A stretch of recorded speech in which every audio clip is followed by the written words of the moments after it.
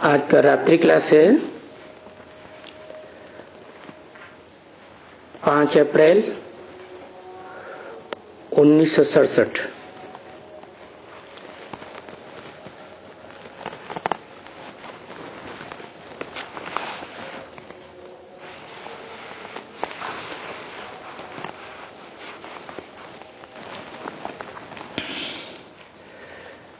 तो तुम बच्चे जानते हो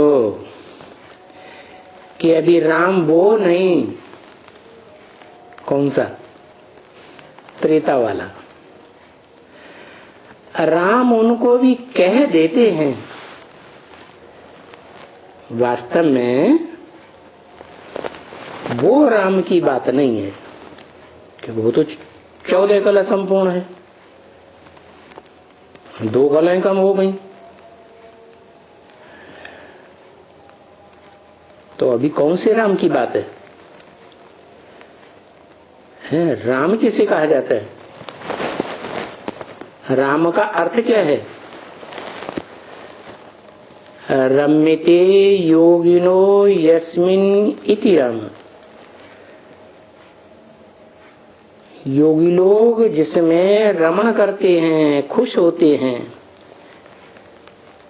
ज्ञान रत्नों से खेल खेलते हैं,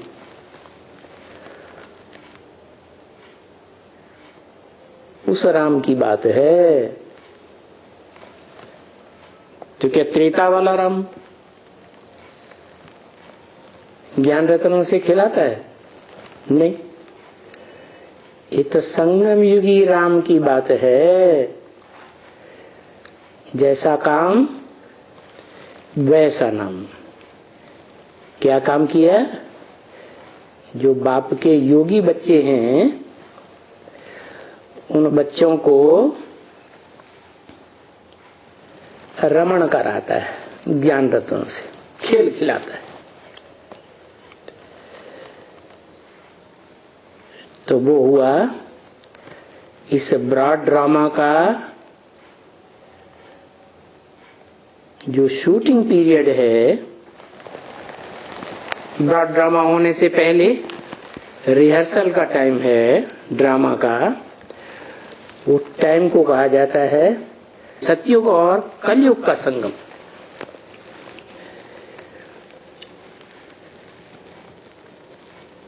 कलयुग का अंत और सतयुग का आदि। उस टाइम पर जो योगी बच्चों को ज्ञान में रमण कराने वाली आत्मा है, वो आत्मा है सभी आत्माओं का बाप, सुप्रीम सोल शिव। वो ही रमण कराता है, ज्ञान रत्नों से खेल खिलाता है। जिसमें प्रवेश करते हैं वो खेल खिलाने वाला है क्या है? वो तो पत्थर बुद्धि बन जाता है, वो क्या खेल खिलाएगा? तमो प्रधान बन गया। तो सदा सात्विक रहने वाली आत्मा शिव, वास्तव में उनका नाम कभी बदलता भी नहीं है। वो शिव ही उनकी बिंदी का नाम है, आत्मा का नाम है। और जितने भी नाम होते हैं वो शरीरधारियों के होते हैं। तो राम नाम भी कोई शरीरधारी है, आत्मा। जो त्रेता में 14 कला संपूर्ण राम थी, क्षत्रिय राजा राम, छात्र तेज वाला।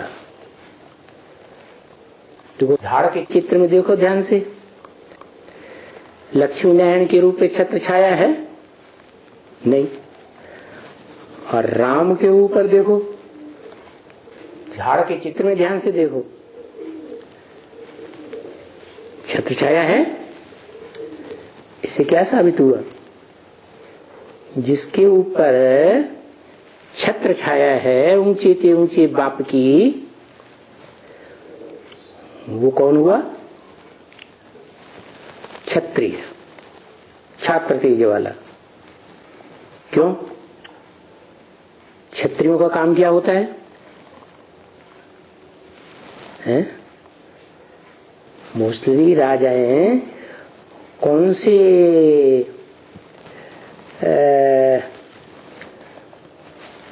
कौन सी जाति के राजाएं बने हैं? ब्राह्मण धर्म वाले राजाएं थोड़े ही बने हैं, क्षत्रिय ही राजाएं बने। क्यों? राजा वो बनते हैं जो युद्ध में जीत पाते हैं। हार जाए तो राजा थोड़े ही बनेंगे। तो युद्ध करने वाले को क्षत्रिय कहा जाता है। कैसा युद्ध? युद्ध करते करते भाग जाने वाला नहीं। क्या? युद्ध करते करते भाग जाने वाला भी नहीं और शरीर छोड़ जाने वाला भी नहीं। युद्ध करते करते जीत पाने वाला। क्यों? उसकी सदा विजय होती है, जिसके ऊपर ऊंचे से ऊंचे बाप की छत्र छाया है। कौन है ऊंचे से ऊंचे बाप? आत्माओं का बाप, supreme soul, heavenly God father जिसे कहते हैं। परंतु क्रिश्चियंस तो जानते ही नहीं हैं कि निराकार ज्योति बिंदु हेवन की रचना करने वाला नहीं है। हेवन तो साकार है, साकार को रचने वाला साकार ही होगा ना। तो निराकार आत्माओं का बाप, आत्मा भी निराकार तो बाप भी निराकार। वो जब कोई साकार मनुष्य तन में प्रवेश करता है, ऐसी साकार आत्मा, मनुष्य आत्मा जो सारी मनुष्य सृष्टि का बाप है, बीज है, उसमें प्रवेश करके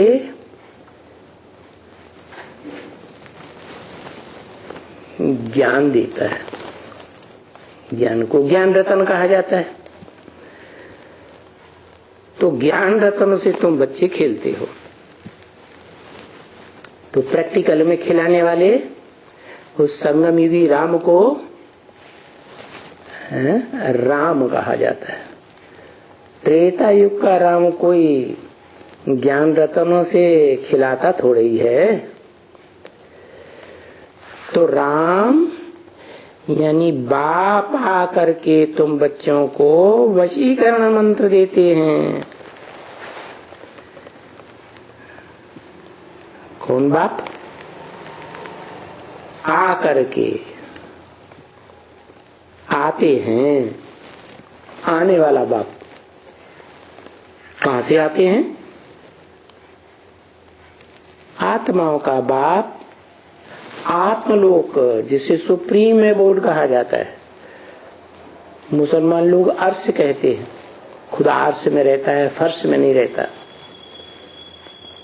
और हिंदू लोग परमधाम कहते हैं, परम पिता का घर। तो वहां से आने वाला बाप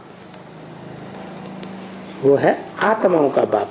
जो आत्मलोक से आता है वो आत्माओं का बाप शिव ज्योति बिंदु, वो आकर के तुम बच्चों को वशीकरण मंत्र देते हैं। क्या कहा? तुम बच्चों को। तुम किसे कहा जाता है? सन्मुख बैठने वालों को तुम कहा जाता है, जिन्होंने सन्मुख बैठ करके समझा, सुना, माना और प्रैक्टिकल में चलते भी हैं। तो उनसे कहा तुम बच्चे। बोला भी है, मैं तुमको सुनाता हूं, ये तो बीच में सुन लेता है। तो किसको सुनाया जाता है? जो काम पूरा करके दिखाए उसको सुनाया जाता है। काम ही पूरा करके न दिखाए क्योंकि समझा ही नहीं। तो ये कह के जो इशारा किया करते हैं, ये ब्रह्मा और उसके फॉलोअर्स कुख वंशावली जो ब्रह्मा की गोद का सुख लेते रहे, ब्रह्मा की गोद की ही व्याख्या करते हैं, वो बच्चे और ब्रह्मा भी इनके लिए बोला ये है जो बाजू में बैठते हैं। तो उनको वशीकरण मंत्र नहीं देते हैं क्या? कैसा मंत्र? वशीकरण, वश में करने वाला। क्या? योग बल से कोई भी आत्मा को कंट्रोल कर सकते हैं। योग बल है वाइब्रेशन की ताकत। क्या? जो आत्मा सारे विश्व के ऊपर कंट्रोल करने वाली है, उसको भी वश में कर सकते हो। बताओ, दुनिया में कोई आत्मा है जो सारे विश्व को कंट्रोल करती है? अरे कम से कम एक स्लेट ले आओ मार्केट से। बोल नहीं सकते तो रुद्रमाला के वण के गूंगे होते हैं ना, तो बोल नहीं सकते हो तो लिख करके तो बता सकते हो। है? 2-3 प्लेटें ले आओ, है? खरिया ले आओ और लिख करके दे दो। कोई आत्मा ऐसी है इस संसार में जो सारी दुनिया की आत्माओं को वश में कर लेती है? कोई है या नहीं है? कौन है?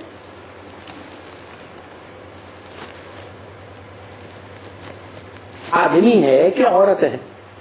आदमी बड़ा होता है, औरत थोड़ी छोटी होती है। कौन है? बड़ा आदमी है या छोटा है? हैं? हाँ। पुरुष जितने होते हैं वो सब दुर्योधन दुशासन होते हैं। तो दुर्योधन दुशासन है या कन्या माता में से कोई है? तो बोला जगदम्बा। क्या? जिसको सिखों ने कहा है राज करेगा खालसा। कौन कहे? राज्य करेगा सारी दुनिया के ऊपर जब विनाश होगा। खालसा राज्य। खालिस क्यों कहा? खालिस इसलिए कहा कि वो ही आत्मा है इस सृष्टि रूपी रंगमंच पर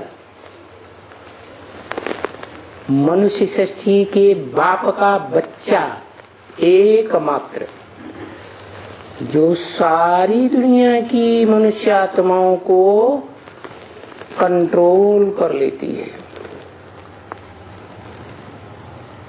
तो फिर तो जगदम्बा के लिए बोला गया है।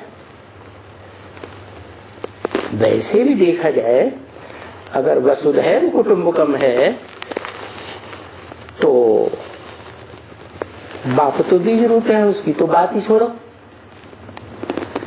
बाकी पूरे परिवार को, सारे कुटुंब को कौन कंट्रोल करती है? माँ ही तो कंट्रोल करती है। तो वो जगदम्बा स्त्री है या पुरुष है? है? क्या है? स्त्री है। चोले से तो स्त्री है। फिर सिखों ने ऐसे क्यों कह दिया राज करेगा खालसा? खालसी कहना चाहिए, स्त्री कहना चाहिए। लेकिन सिख लोगों को भी ये ज्ञान हो जाता है कि इस मनुष्य सृष्टि में जब नई सृष्टि रची जाती है तो पहले पहले जो आत्मिक स्थिति में स्थित बच्चे होते हैं वो बाप के बच्चे हैं बड़े। उनको कहा जाता है रुद्राक्ष की माला।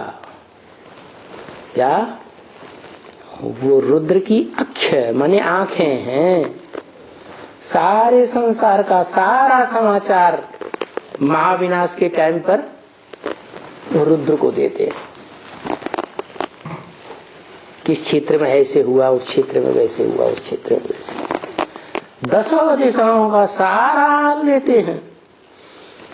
तो उन बच्चों को कंट्रोल करने वाली आत्मा संगम युग के अंतिम टाइम पर भी 500-700 करोड़ मनुष्य आत्माओं को, जो बच्चे के रूप में हैं, मनुष्य सृष्टि के बाप के बच्चे, उन सबको वश में कर लेती है।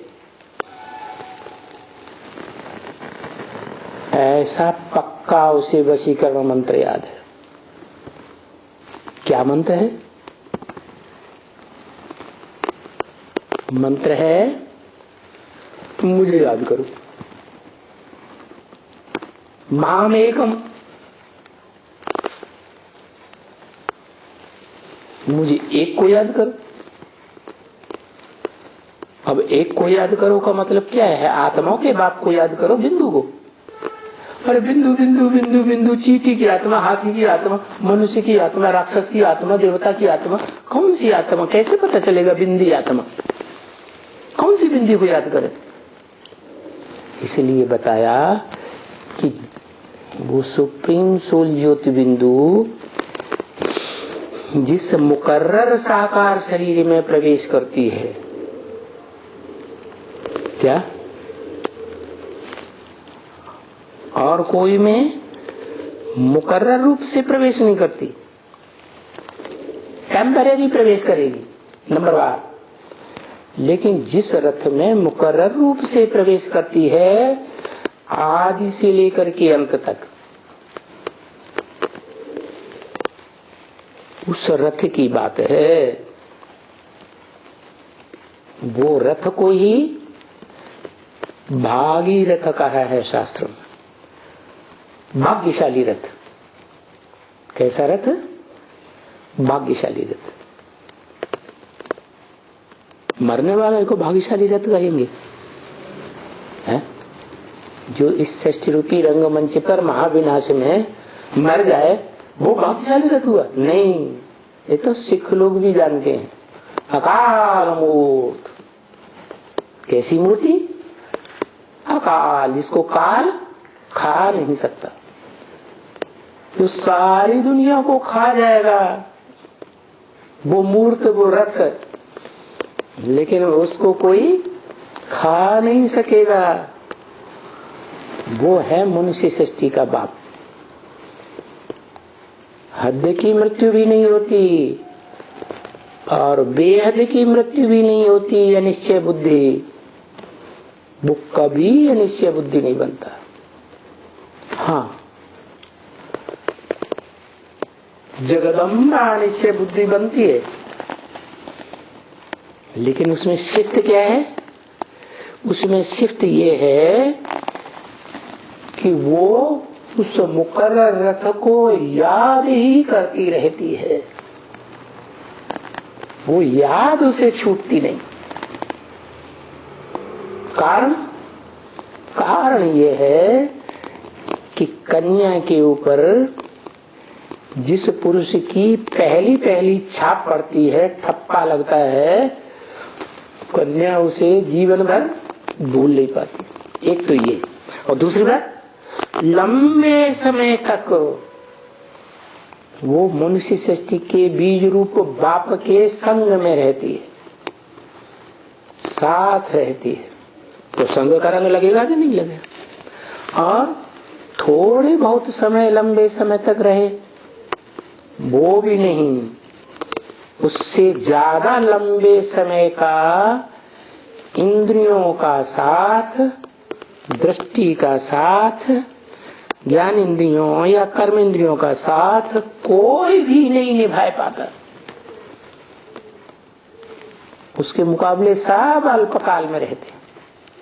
बुद्धि से भी नहीं कि मन बुद्धि से निभाए, क्योंकि जो बाप कहते हैं ब्रह्मा के मुख से वेदवाणी में कि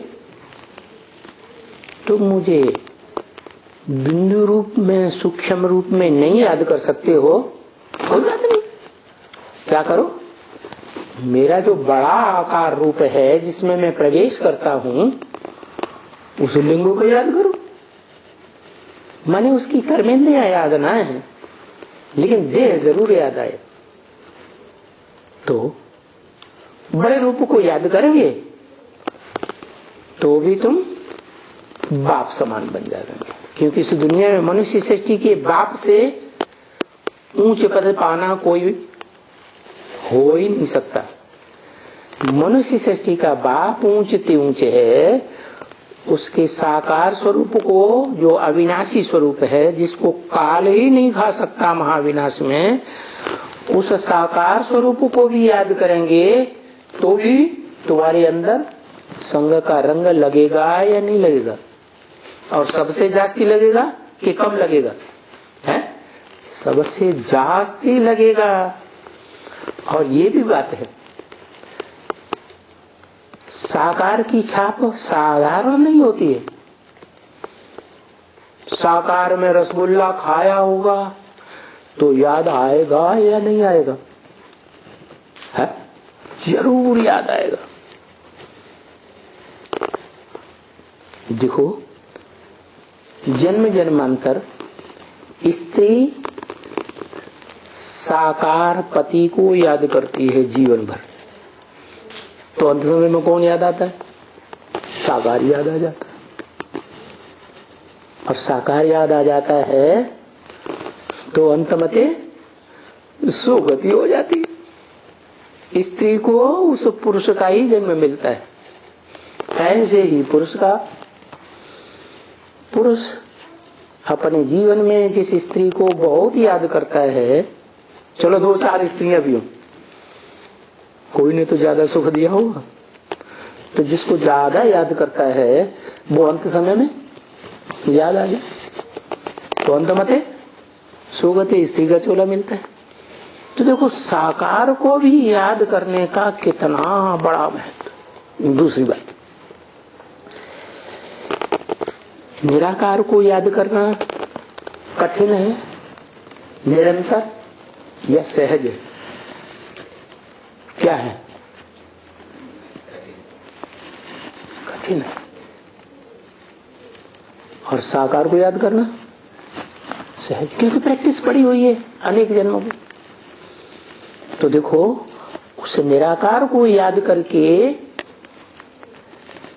सिद्धि प्राप्त, सफलता प्राप्त करने वाली आत्माएं इस संसार में बहुत थोड़ी हैं। क्या?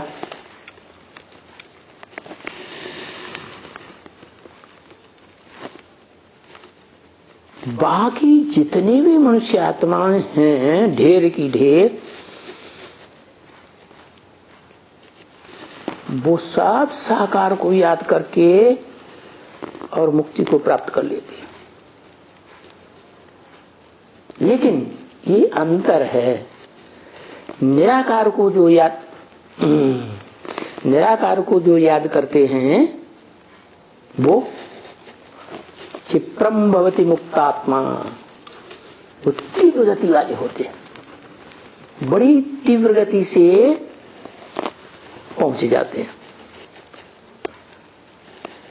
अपने लक्ष्य के ऊपर। और जो साकार को याद करने वाले होते हैं वो भले धीमी गति है, लेकिन सिद्धि प्राप्त कर लेते हैं वो भी, लेकिन सहज सहज। तो भगवान आकर के जो सिखाते हैं वो क्या सिखाते हैं? सहज राजयोग सिखाते हैं या कठिन राजयोग सिखाते हैं? सहज सिखाते हैं। सहज होने का तरीका क्या बताया? साकार को पहचानो। क्या? यही परीक्षा है सबसे बड़ी, किस मनुष्य सृष्टि में वो साकार तनधारी मनुष्य कौन है? मनुष्य सृष्टि का बीज, जिसमें मैं मुकर्रर रूप से पार्ट बजाता हूं।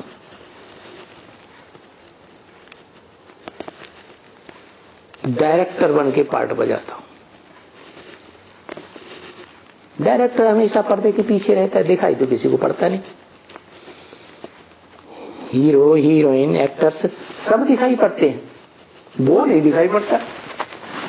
तो मैं किस में पार्ट बजाए रहा हूं, किस साकार शरीरधारी में, ये बात को पक्का पक्का पहचान लेना। और फिर कभी मृत्यु पर्यंत, जब तक इस सृष्टि का विनाश हो, कभी न भूलना। इतना पक्का निश्चय बुद्धि हो जाए तो ऐसी आत्माओं को साकार में निराकार याद करने से, साकार शरीरधारी में निराकार ज्योति बिंदु शिव को याद करने से बहुत सहज हो जाता है। इसलिए तुलसीदास ने लिखा है, सगुण ही अगुण ही नहीं कछु भेदा। साकार और निराकार में कोई भेद नहीं है। उभय हरे भव संभव खेदा। दोनों ही इस संसार के दुख को हरण करने वाले हैं। निराकार भी हरण करने वाला है और साकार भी हरण करने वाला है। और निराकार साकार दोनों का कॉम्बिनेशन हो, जो हम ब्राह्मण लोग कहते भी हैं बाप दादा कंबाइंड हैं, लेकिन ब्राह्मण समझ नहीं पाते हैं कौन से बाप दादा। देवभान में रहने वाले ब्राह्मण को वंशावली समझते हैं, रामकृष्ण शरीरधारियों को, लेकिन वो बात नहीं है। जो निराकार राम है और जो साकार राम वाली आत्मा त्रेता युग वाली भी है, जो संगम युग में मुकर्रर रथ का पार्ट बजाती है, दोनों ही आत्माएं एक टाइम ऐसा आता है कि निराकारी स्टेज वाली बन जाती है। शिव बाप कहते हैं, मैं तुम बच्चों को आप समान बना के जाऊंगा नंबरवार, तो कोई 100% भी तो बनता होगा। तो जो 100% निराकारी स्टेज में टिक जाता है, शिव बाप समान ही निराकार बन जाता है, उसकी संसार में शिवलिंग के रूप में पूजा होती है। क्या? किसकी पूजा होती है? क्या कहते हैं उसको? शिवलिंग। अरे जो ओरिजिनल शिव है सदा कल्याणकारी है, कभी अकल्याणकारी बनता ही नहीं। वो सदा निराकार रहने वाला सदा शिव है, या कोई और आत्मा है? कोई आत्मा है और इस संसार में जो सदा कल्याणकारी रहे? कोई नहीं। मनुष्य सृष्टि का बीज बाप भी नहीं, वो भी सारी सृष्टि का विनाश करा देता है। कल्याणकारी कहाँ हुआ? हाय हाय करके मरते हैं ढेर के ढेर, तो कल्याणकारी हुआ। लेकिन बताया है कि सदा कल्याणकारी बनकर के रहने वाला, पार्ट बजाने वाला किरदार आत्मा एक ही है, शिव। उसके नाम पर उसका, उसके काम पर उसका नाम शिव पड़ा। शिव माने कल्याणकारी। लेकिन शिव के समान एक आत्मा और भी है जो बन जाती है पुरुषार्थ करके।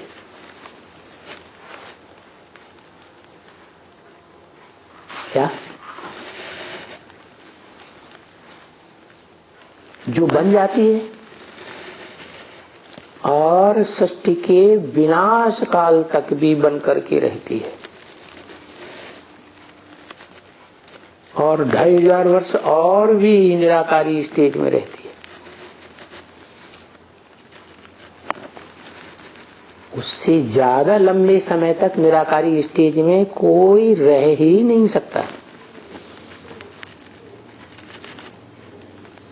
तो वो उस वशीकरण मंत्र को जो याद कहा जाता है, योग का मंत्र कहा जाता है, महामंत्र कहा जाता है, मन मना भव, मेरे मन में समा जा। वो कहने वाला शिव नहीं है। शिव को मन है? वो तो असोचता है, उसको मन है ही नहीं, तो कहेगा कैसे मेरे मन में समा जा? तो जिसमें प्रवेश करता है वो साकार मनुष्य सृष्टि का बाप कहता है मेरे मन में समा जा। वो मनन चिंतन मंथन करने वाला मन भी है। मनुष्य सृष्टि के बीच में क्षिप्र बुद्धि तो है ही, बहुत तीक्ष्ण गति वाला है। क्षिप्र माने तीक्ष्ण गति वाला। जैसे और धर्म पिताएं हैं, चाहे वो ब्रह्मा हो, इब्राहिम हो, बुद्ध हो, क्राइस्ट हो, कोई भी धर्म पिता हो, वो निराकार को याद करते हैं, साकार को याद करते हैं? तो निराकार को याद करते हैं, तो साकार को पहचान ही नहीं पाते।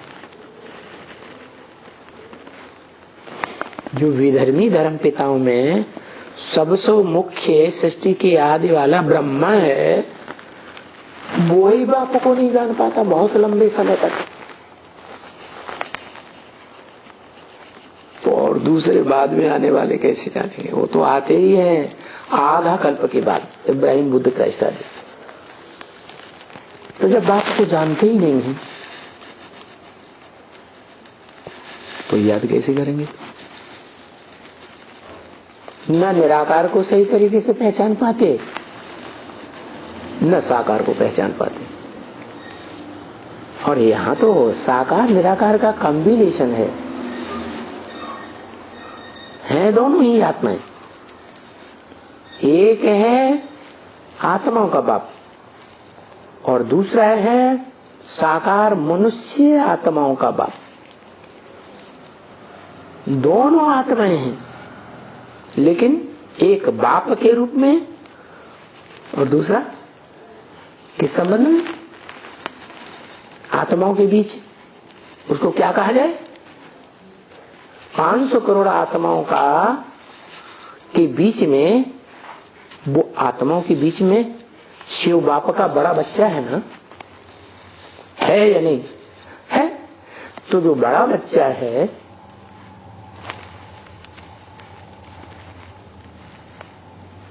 आत्माओं के बीच में, वो तो बाप समान हो गया। मुसलमान लोग भी उसे मानते हैं, आदम को, सृष्टि का आदि पुरुष। कहते भी आदम को खुदा मत कहो, आदम खुदा नहीं, लेकिन खुदा के नूर से आदम जुदा नहीं। जो खुदा का नूर है, ज्योतिर्लिंगम, वो ही नूर आदम का भी नूर है। इसलिए आदम को ही लिंग के रूप में पूजा जाता है। आज जो यादगार मंदिरों में लिंग है, उसमें बिंदु हीरा नहीं दिखाते हैं, लेकिन जब से यादगार मंदिर बनना शुरू हुए सात्विक स्टेज में, द्वैतवादी द्वापर युग से, उस सात्विक स्टेज में उस साकार का निराकारी रूप भी साथ में दिखाया गया, हीरे के रूप में। सोमनाथ मंदिर में वो हीरा हीरो पाटधारी की यादगार है। हीरा पत्थर होता है या नहीं होता है? क्या होता है? पत्थर होता है। तो पत्थर बुद्धि भी आत्मा बनती है कलयुग के अंत में, और सतयुग के आदि में पारस बुद्धि भी बनती है। शिव जो आत्माओं का बाप है, वो पत्थर बुद्धि बनता है? बनता ही नहीं। वो पारस बुद्धि भी नहीं बनता। तो ये जो शिवलिंग यादगार दिखाया जाता है, किसकी यादगार है? शिव निराकार ज्योति बिंदु जिसमें मुकर्रर रूप से प्रवेश करता है, उस हीरो पार्टधारी की यादगार है। इसलिए हीरे के रूप में सोमनाथ मंदिर में वो लिंग में हीरा जड़ा हुआ था। लिंग लाल लाल है, पत्थर बड़ा रूप।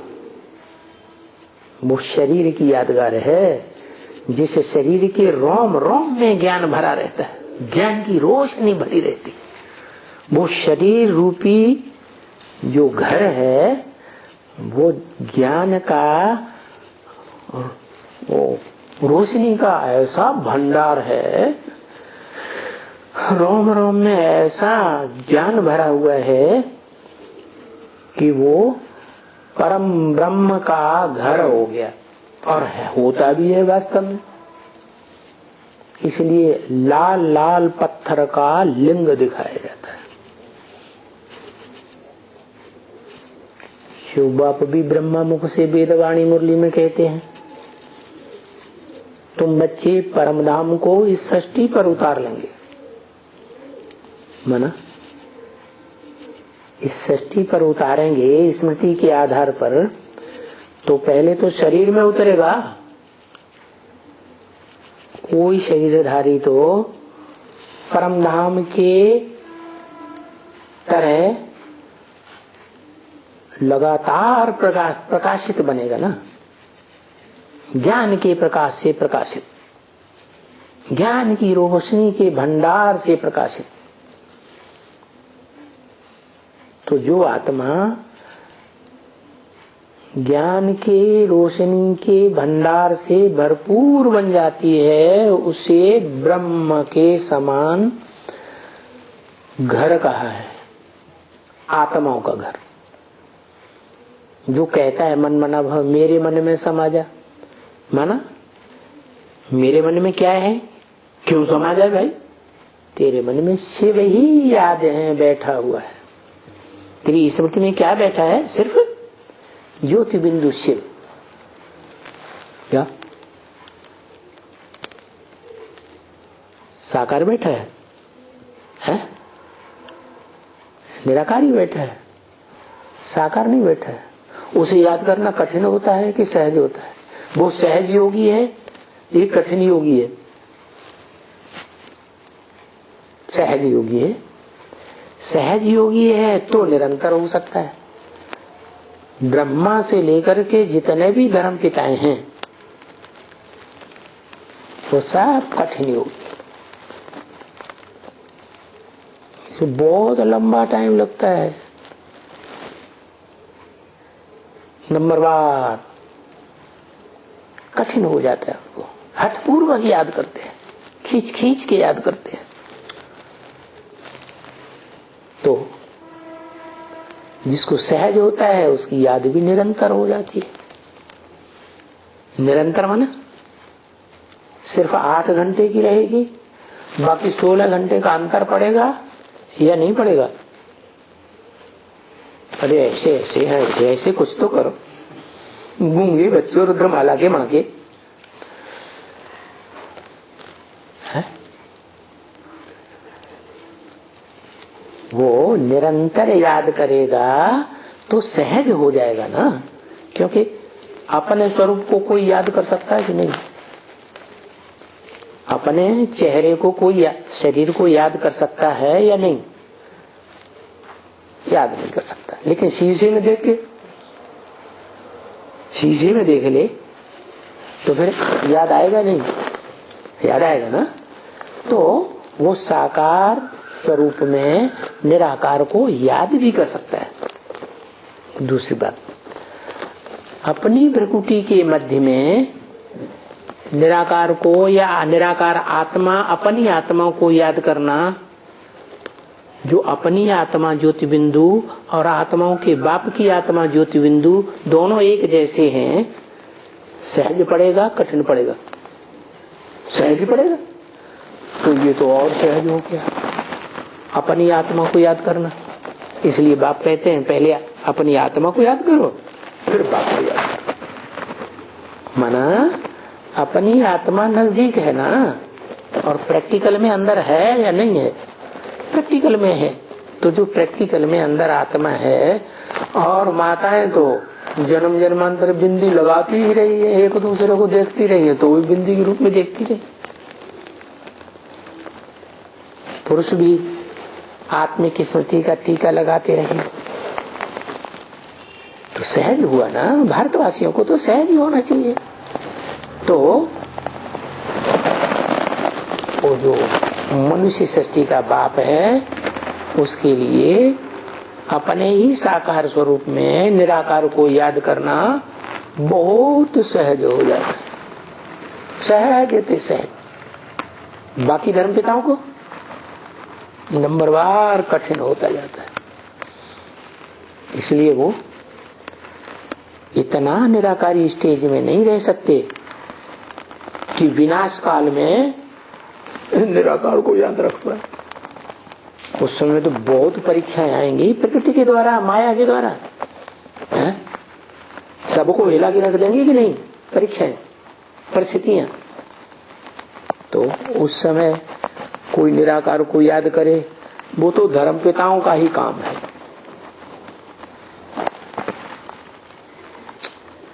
वो धर्म पिताएं जो मुख्य हैं, जैसे ब्रह्मा चंद्रवंशियों का बाप, इब्राहिम इस्लाम धर्म का बाप, बुद्ध बौद्धियों का बाप, क्राइस्ट क्रिश्चियंस का बाप, और उनके सहयोगी धर्म पिताएं भी आते हैं बाद में, वो भी नंबरवार है।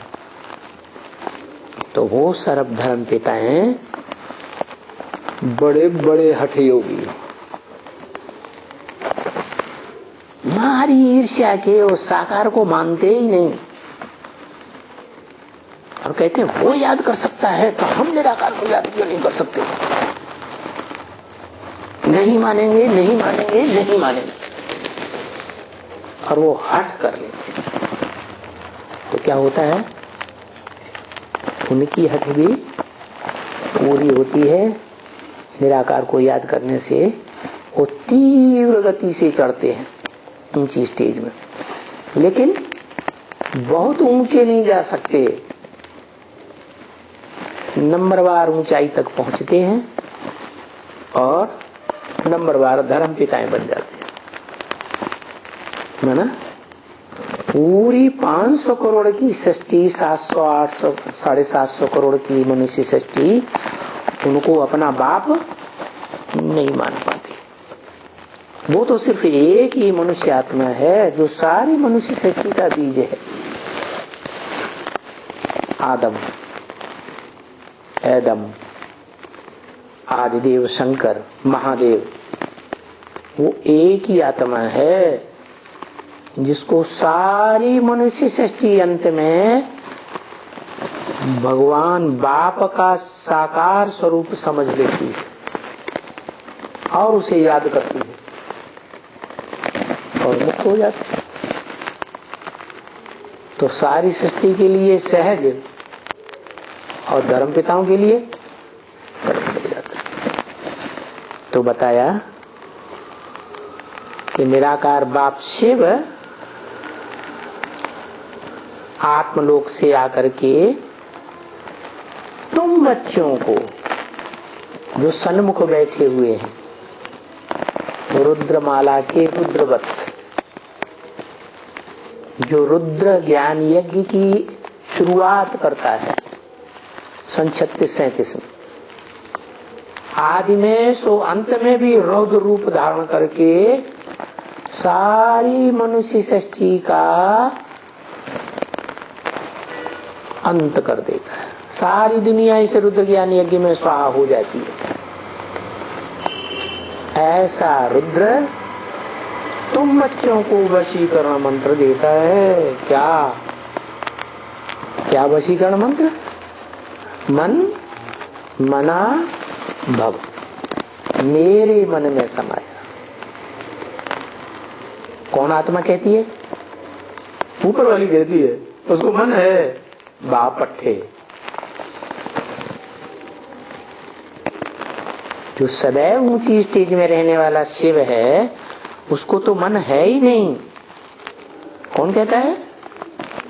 नीचे वाला, जिसमें वो प्रवेश करता है, जो सबसे नीचे चला जाता है, डूब डूब के एकदम पाताल लोक में चला जाता है। पातालियों का कहते हैं, असुरों का स्थान पाताल में, वो पातालियों का भी बाप बन जाता है। एकदम नीचे से नीचे बनता है मनुष्य सृष्टि में।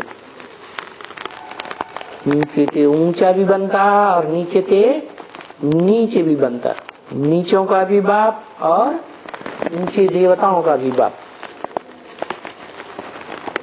उसमें उस मनुष्य आत्मा में शिव बाप आकर के तुम रुद्र भक्तों को, रुद्रगणों को, जो कोई लूले हैं, कोई लंगड़े हैं, कोई काने हैं, कोई बीचे हैं, कोई मुखहीन विपुल मुख का हो, ऐसे बच्चों को वशीकरण मंत्र देते हैं। कि दुनिया में तुम जिसे चाहो उसे वश में कर सकते हो।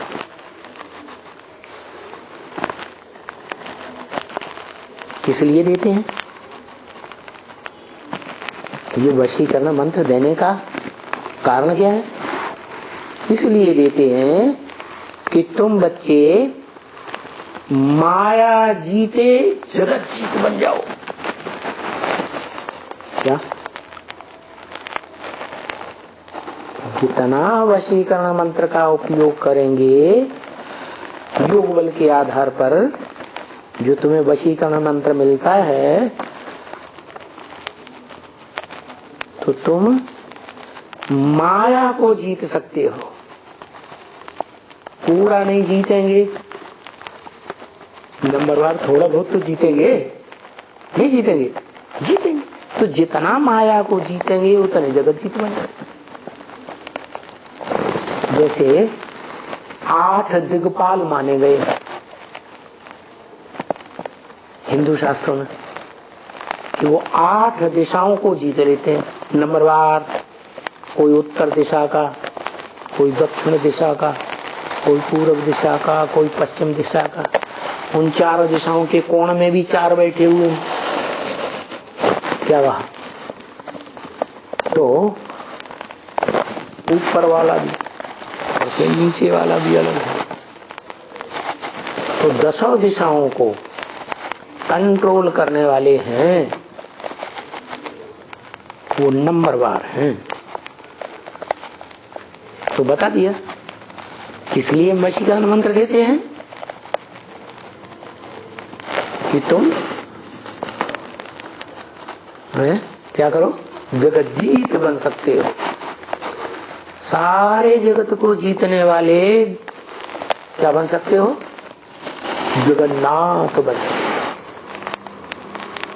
हो। बन सकते हो कि नहीं है? और कुमारों को तो खास बोला है। क्या बोला है? कुमार जो चाहे इसको कर सकते हैं।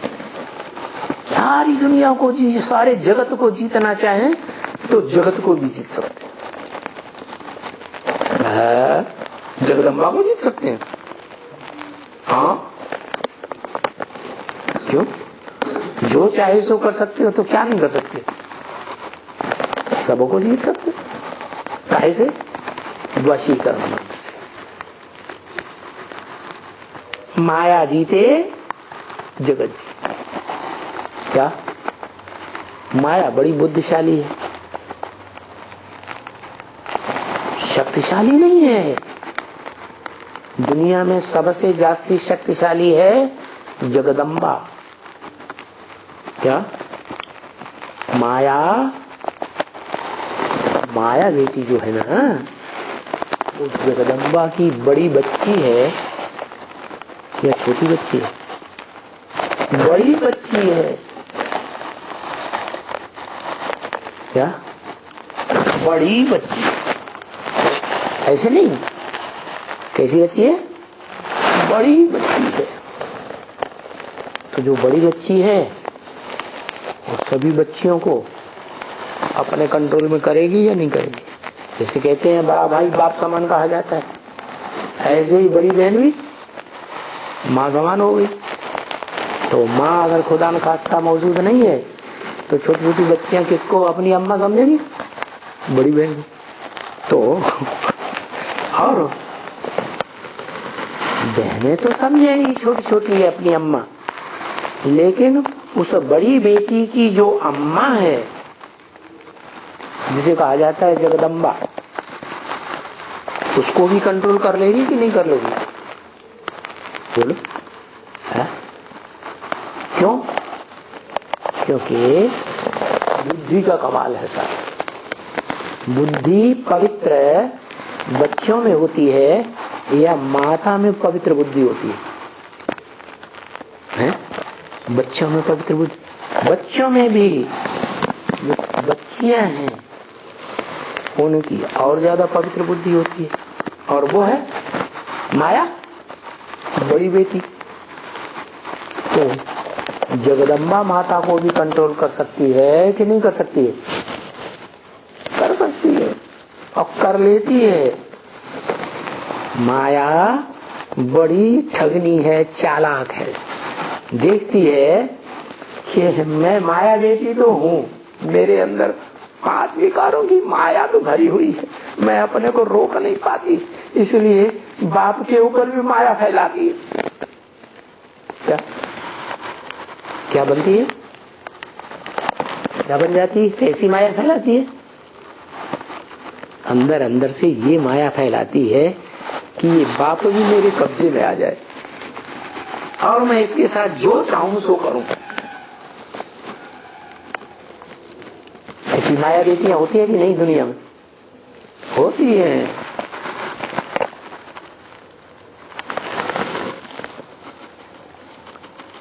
रवीश भाई बताता था कि ग्रीन पार्क में एक ऐसा बुड्ढा है जिसकी 2 लड़कियां, उनकी शादी उसने नहीं की और वो लड़कियां बड़े प्यार से उस बुड्ढे के साथ रहती हैं। नौकरी करती हैं और बुड्ढे के साथ रहती हैं और शादी करने के लिए मना करती हैं, करेंगी। तो माया बेटियां हुई भी नहीं, बोलो बेटी है। और मुरली में भी ब्रह्म वाक्य है, वेदवाणी है।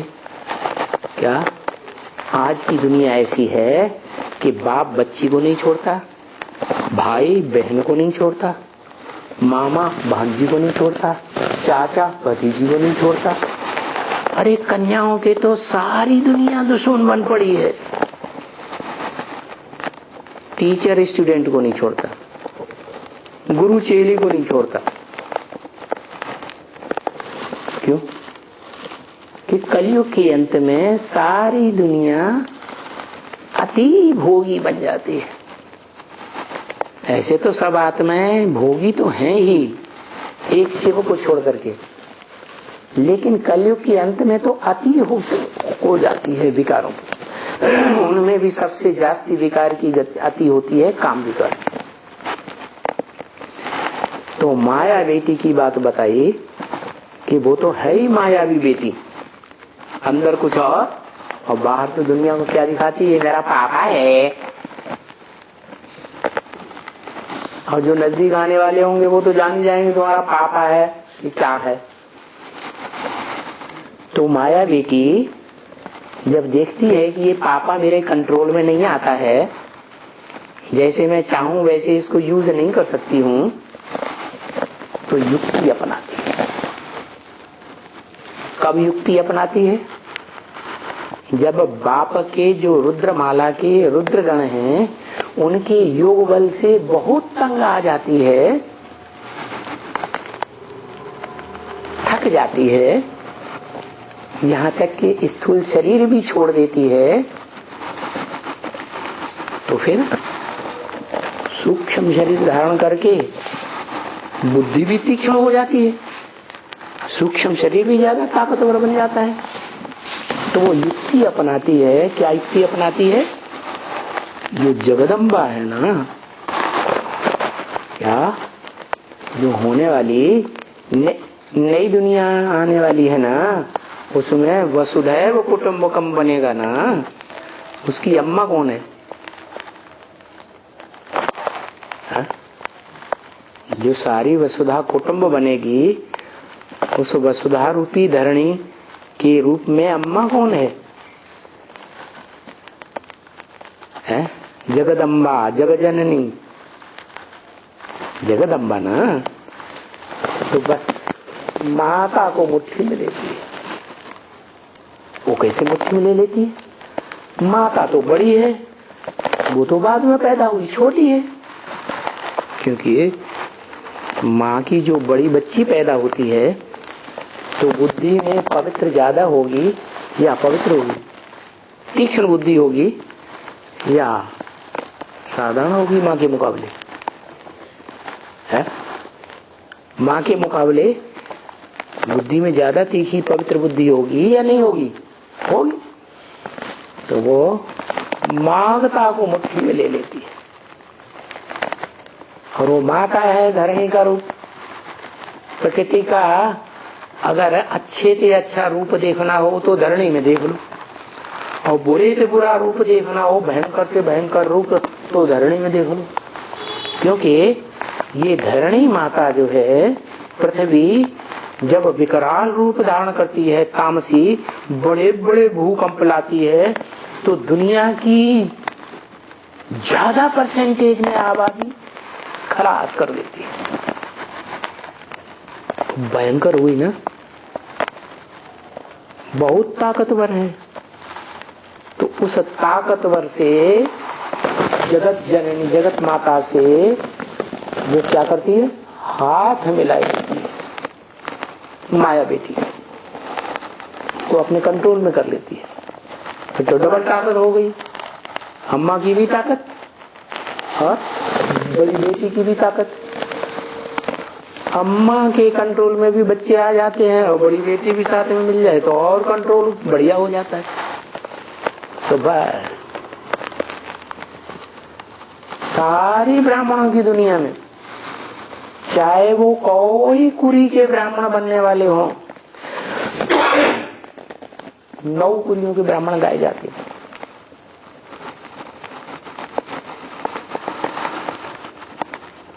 जो ब्राह्मण द्वापर युग से कंट्रोल में आ जाते हैं, द्वैतवादी धर्म पिताओं के कंट्रोल, संघ के रंग में आ जाते हैं, एक को छोड़कर। जो बाप है वसुधैव कुटुंबकम का, उससे तो लड़ाई है उसकी, वो उसके कंट्रोल में नहीं आता। तो क्या करती है, खूब लड़ाई लड़ती है, खूब आक्रमण करती है। तो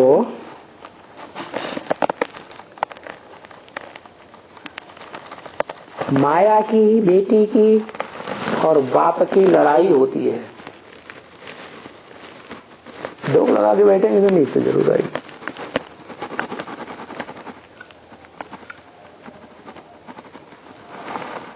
क्या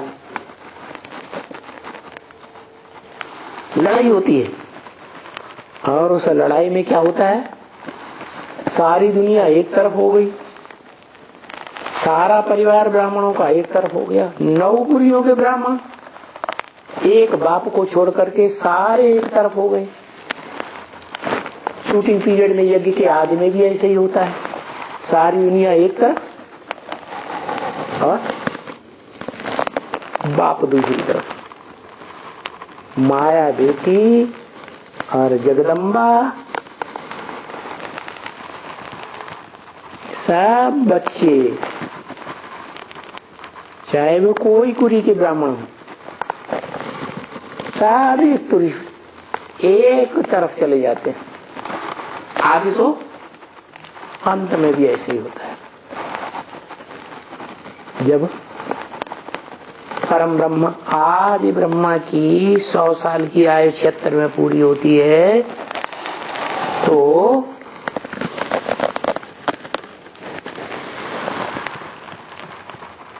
फिर ऐसे ही होता है। कैसे, जैसे यज्ञ के आदि में हुआ था, सारी दुनिया ब्राह्मणों की एक तरफ, दूसरी आत्मा राम वाली आत्मा एक तरफ, और सारा ब्राह्मण 9 कुरी के ब्राह्मण मिलकर के दूसरी तरफ। ऐसे हो जाता है।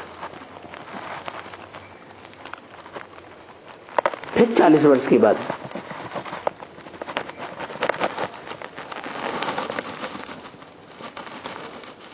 इसके लिए बोला 40-50 वर्ष में तुम बच्चे तमो प्रधान से सतो प्रधान बनते हैं। तो 76 से लेकर के 2016-17 के अंत तक फिर ऐसे ही हो जाता है। माया ऐसी जोर से आक्रमण करती है, माँ के साथ मिलकर, सभी बच्चों के साथ मिलकर, कि सारी दुनिया एक तरफ, चाहे बीज रूप आत्माओं की दुनिया हो, चाहे आधार मूर्त आत्माओं की दुनिया, जड़ों की दुनिया हो, और चाहे 500-700 करोड़ की दुनिया हो, सब आत्माएं एक तरफ और एक आत्मा दूसरी तरफ। तो बताया फिर क्या होता है, फिर 2 का राज्य चलेगा या 1 का राज्य चलेगा। एक तो माया बेटी लड़ाई लड़ने वाली, और उसने अपनी मुट्ठी में ले लिया अम्बा जगदम्बा को। वो 2 ही शक्तिशाली रह गए ना परिवार के बीच में, वसुधैव कुटुंबकम के बीच में। तो किसकी चलेगी? माया बेटी की चलेगी कि अम्मा की चलेगी? कौन पावरफुल है? जाकी लाठी ताकि भैंस। जिसके हाथ में हिंसा करने की शक्ति ज्यादा होगी वो ही बचेगा, हिंसक ही बचेंगे। तो कौन बचती है दोनों के बीच में कंट्रोलर? जगदम्बा या माया बेटी है? माया बेटी तो विकारों का आक्रमण करती है, और जो प्रकृति रूपी धरणी है वो कौन सा आक्रमण करेगी? बड़े बड़े भूकंप लाती है। तो माया बेटी भी उसमें मुकाबला कर पाएगी? नहीं कर पाती। तो सारी ब्राह्मणों की दुनिया के अंदर वो जगदम्बा जो है वो कंट्रोल करती है।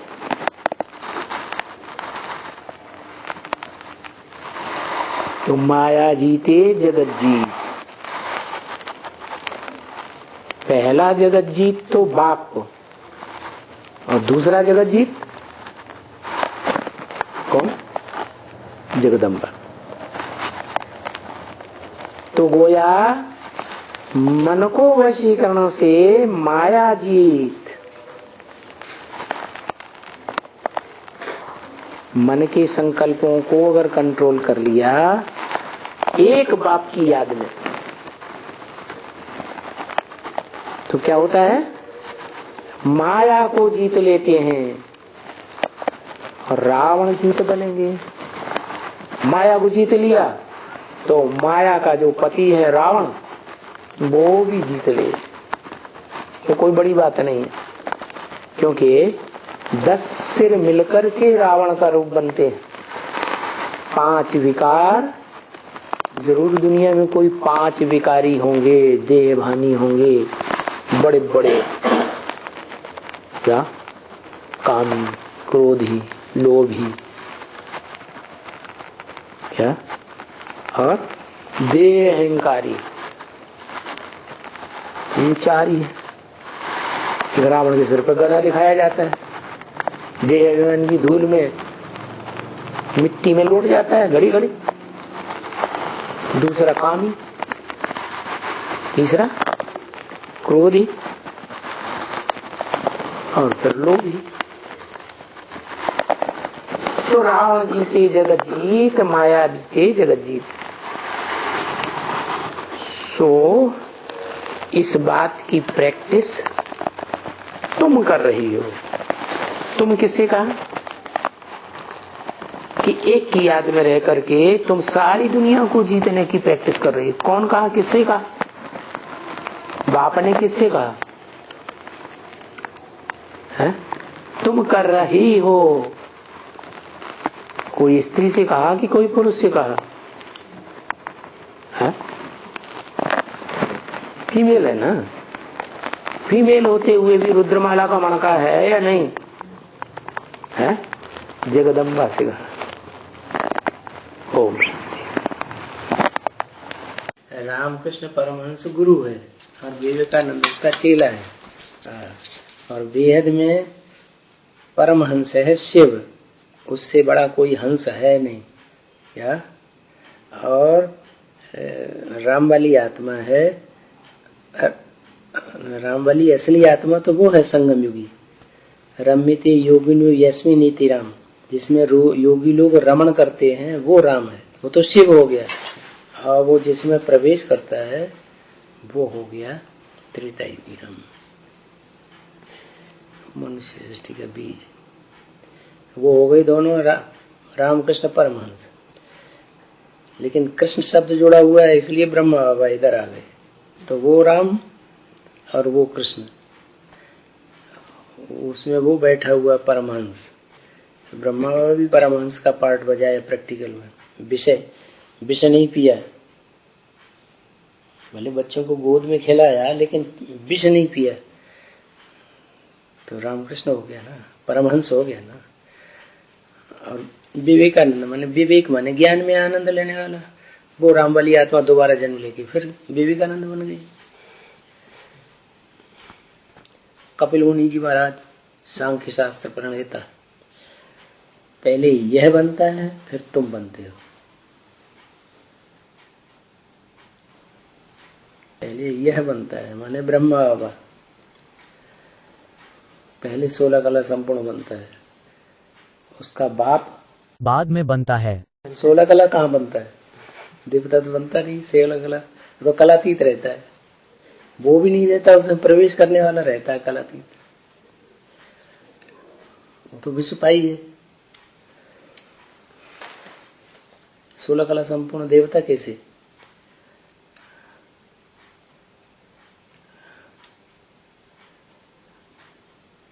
पहले ये बनता है फिर तुम बनते हो। माना सूक्ष्म शरीरधारियों में ज्यादा तीक्ष्णता होती है बुद्धि की, या साकार शरीरधारियों में ज्यादा तीक्ष्णता बुद्धि की होती है? सूक्ष्म शरीरधारी में। इसलिए जब वो पूरा समझ जाता है तो प्रैक्टिकल में आगे बढ़ जाता है। फास्ट कौन? ब्रह्मा। हाँ, पूरा समझा, 1 2 4 सेकंड में फटाक से बन गया। अच्छा, संपन्न स्टेज में फिर वो बनता है, फिर ये भी बन जाता है। इसलिए इतना माना पहले वो बनेगा फिर ये। 16 कला संपूर्ण वो बनेगा, देवता पहले वो बनेगा।